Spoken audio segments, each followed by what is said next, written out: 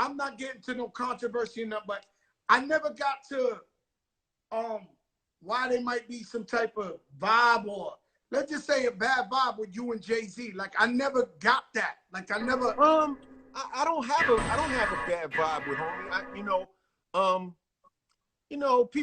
People have misunderstandings, and when we were young, super young, from what I understand, maybe there was a contest or something, and he rapped, and I laughed at him or something, but we little kids. Oh, so that's he's probably a year younger than me, right?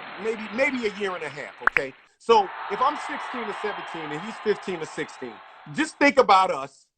Just think about us walking, think about a contest happening, and think about, him saying something and me giggling or laughing, and then maybe his uncle. I have no, like, malice. I'm like, it's all love for me. Like, and I mean that sincerely. Like, I don't have no type of ill feelings, no type of weird vibes. Like, I wish everybody success. I want to see everybody succeed, Joe. So, it's a little tricky and dicey because so many people put a lot of things on it, but I ain't got no problem with homie at all.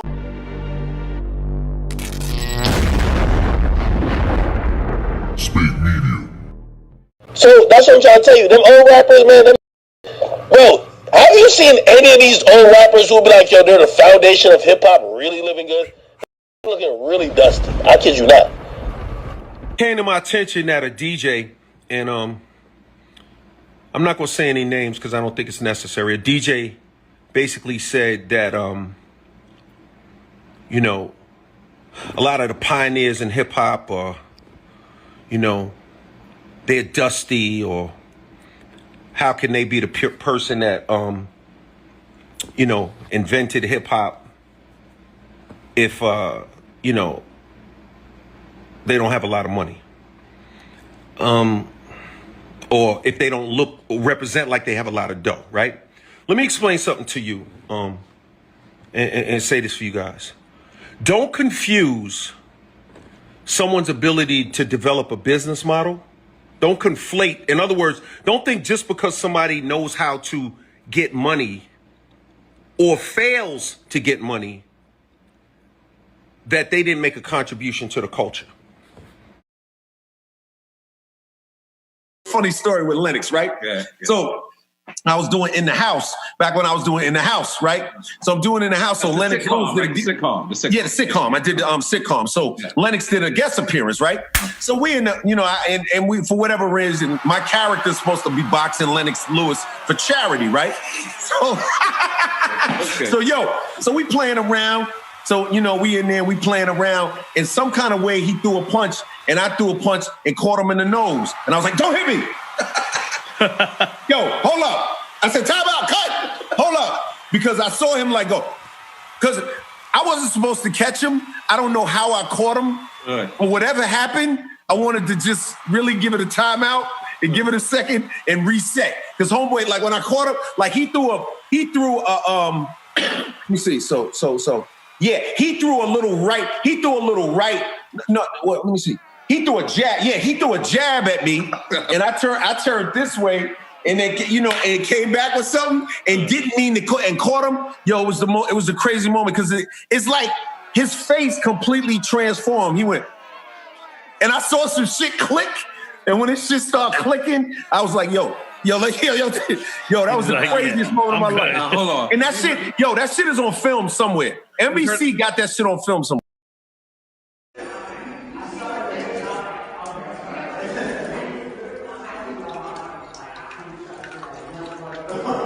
What's it like hosting the Grammys? I think, like, with all due respect, I think Kanye should, maybe he should piss in a Yeezy or something. Yeah. I mean, instead of pissing in a Piss on the Grammy? piss in a pair of one of them Yeezys, B. Like, I felt some kind of way about that shit. I didn't love that shit because I hope the Grammys for 5 years. Yeah, the Grammys didn't get everything right, but they didn't get everything wrong either. You know what I'm saying? Okay. And I don't understand where this this constant disrespect. I don't know which award show. It was one I was hosting, but he had came up on stage and he grabbed the mic out of my hand and he was like trying to yell in the mic and the mic was off. And I just grabbed the mic back from him. He's like, oh, you had to take the mic back. And I said, Pac, what? I said, Pac, why don't you just relax, man? What's the problem? What's going on with you? He said, no, man, y'all don't give me no love. I said, Pac, I just said your name in the record on my album, Mr. Smith. He said, oh, yeah, that's true. That's true. You know, I think what that award show? You said it's an award show? Yeah, it was an award show I hosted. I don't know which show though, but I'm sure if people really search in Google, they'll find it. I don't know which show it is, but I'm sure it's on camera somewhere. Okay. And what I would say is this: Pac was a talented brother. You know, I think he touched the community like a pastor. You know, I think his stories were so heartfelt, and his songs were really heartfelt. And I think that, you know. I didn't really get into East Coast versus West Coast. That was never my thing. I was on the phone with a girl, right? And, you know, I was at Marley's studio and she was talking. Marley Marl. Marley Marl. Let's make some noise for Marley Marl. Yeah, and I had smelled some weed, but I didn't inhale, you know? You know, after I had smelled the weed, you know, after smelling the weed, I laid on the couch and I was talking to this girl and she said, I was like, you know, yeah. She was like, what are you talking about? I said, baby, I don't know. I'm thinking about pink cookies in a plastic bag getting crushed by buildings right now. And she said, what? And when she said, what? I was like, oh, that's a song. I said, yo, Marley. Yo, let's get it. So I went downstairs, you know, and me and Molly made the record. Rock the Bells Radio. Now, I'll tell you what happened. Please tell us what happened. We don't know. What really happened, you know, the real story is that when we were doing the scene, Jamie, although he was experienced to somewhat, he was still a little green. I wasn't quite as green, but I was green too. When we were doing the scene, I was being aggressive when I was like, yo, you got, but this is character to character. I'm like, yo, you gotta, you know, and I'm like. Well, what scene are we talking about? Are we talking about the scene on the sidelines where he didn't give me the ball? You pushed him? Or well, he didn't, something like that. After the huddle. Yeah. After the huddle. And I'm like, yo, you gotta, and I'm slapping his shoulders and this and that. No, you were like you know, this. So he got upset and he's like, yo, you know, stop being so rough with me. And I was rough with him again. You know, he thought it was a good idea to punch me in my face. So I looked at him after he punched me in my face. I said, why'd you do that? Wait, tell me. Look, and he like was turned to the side. He said, I told you before, don't put your hands on me, period. Yo, when he said that, my left hand grabbed the face mask, and as I was pulling his helmet off, my right hand was punching his chin. You know what I mean? It was just like, you know what I mean? Queen. And then, you know, he was laying there, and I was like, I thought he was faking because he was asleep. I was faking. No, but that's not what it did. Then the whole team jumped on me, right? Rock the Bells Radio. Like one time we was in the studio and, you know, I said, Mike, you know, in The Smooth Criminal, how'd you lean forward like that? And I was sitting at the, like a baby grand piano. I'm sitting on the, you know, on the chair and he was like sitting up on the piano like this, you know what I mean? And he was like, oh, well, I said, how did you lean forward? He said, well, you know, we had a Swami come in and, you know, we did a special thing and he did a ritual and he leaned forward and we all leaned forward together. I was like, really? He was like, no, silly. Yo, Mike was funny. Rock the Bells Radio.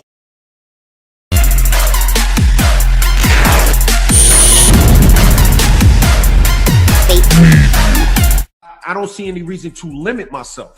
You know, that's some good advice I got from Michael Jackson one time when we was on a plane and we was flying. We was on a private plane. It was crazy. It was Michael Jackson. It was Michael Milken and Quincy Jones. And Michael Jackson was like, and I'm sitting there and we flying and I'm just sitting, I'm like, yo, I'm on a plane with Mike and I'm bugging out. You know what I'm saying? It's like, I'm really like tripping and I'm looking at him. He's like, and I was like, so what do you, he was like, let me tell you something out loud. He said, no matter what you do, never limit yourself. Never, ever limit yourself. And you know what? I never forgot that. You know what I'm saying? And this is around the time when a lot of people don't know, like, he named his album Bad because of me. You know what I'm saying? Because I had I'm Bad. And he was like, I like that, Bad.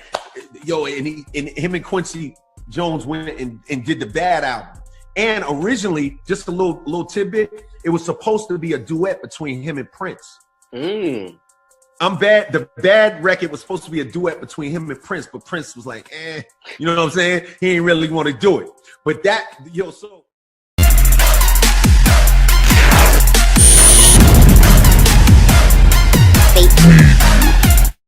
I'm thrilled to be here for Cat Week. It reminds me of, that time I was driving and I heard this little voice and I picked up a little cat and, got home, went home and put the cat in the house and then realized I was allergic and almost suffocated and had to drive to the emergency room with my face out of the window.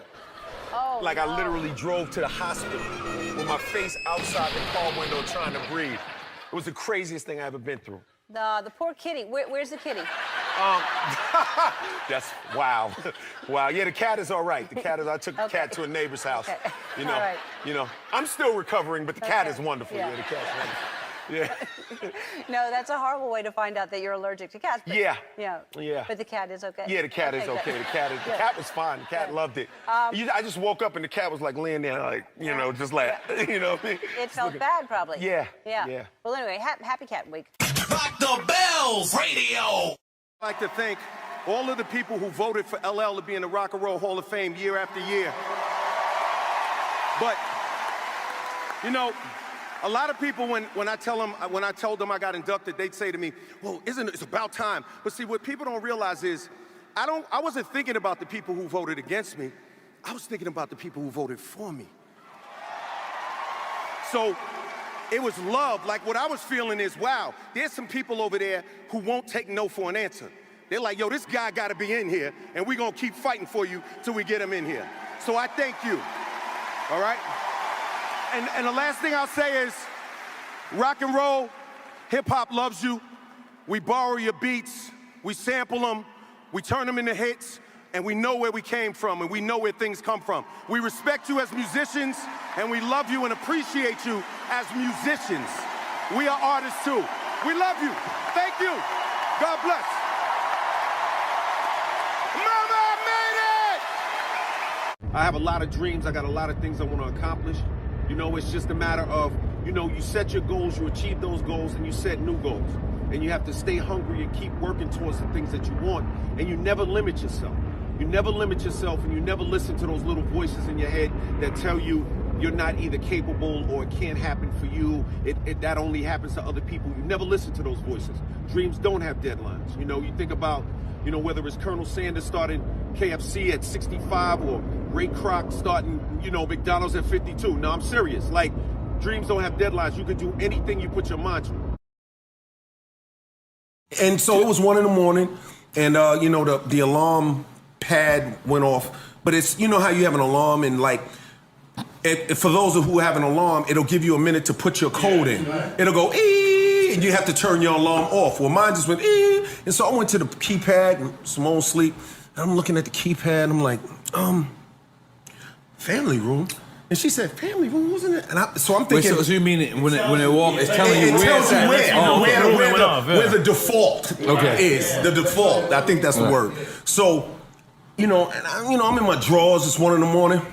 So I just say, you know what? I'm thinking it's like my daughter sneaking in. Maybe I don't know. She coming in late. I deal with that too. I'm like, oh, dun. Let me go down here and see what's happening. So I'm just walking downstairs. Got my drawers. I turned the alarm off. Walk downstairs. Come down, and when I was going towards the kitchen, he's coming out of the kitchen, and then we face to face. Oh, shit. And he's got all black on, he's got a big bag, he's got the long Manson beard, boots, and he's looking at, Is he black? No. White. He's white? He's a white dude. Oh, you pounded him out immediately. Oh, God.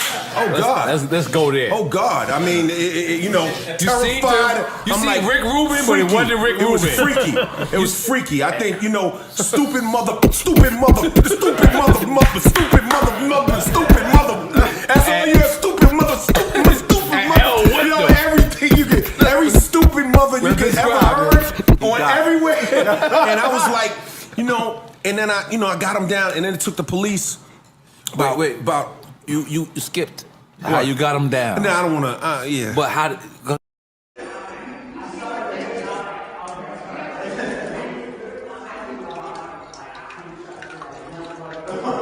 What's it like hosting the Grammys? I think, like, with all due respect, I think Kanye should, maybe he should piss in a Yeezy or something. Yeah. I mean, instead of pissing in a Piss on a Grammy? piss in a pair of one of them Yeezys, B. Like, I felt some kind of way about that shit. I didn't love that shit because I hope the Grammys for 5 years. Yeah, the Grammys didn't get everything right, but they didn't get everything wrong either. You know what I'm saying? Okay. And I don't understand where this constant disrespect.